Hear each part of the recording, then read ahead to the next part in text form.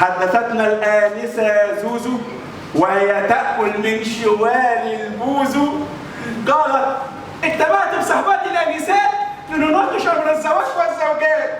فقالت الآنسة توتو: بعد ما تقدم لي 8000 عريس مكتوبين جوه في الكواليس، لسه ما لقيتش فتى أحلامي اللي شايفاه أمامي نازل من على الحصان بالبفتيك والجبنة، ساعتها يبقى حبيبنا.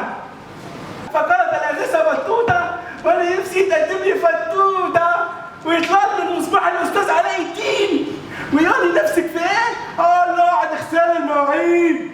فقالت آنسة: مش هنسى لما تقدم لي أول عريس، ماما وخالته عملوا ريا وسكينة وبابا عمل عتريس وخرج الولد عنده ألمونيا مخليه حول الله كاره الدنيا.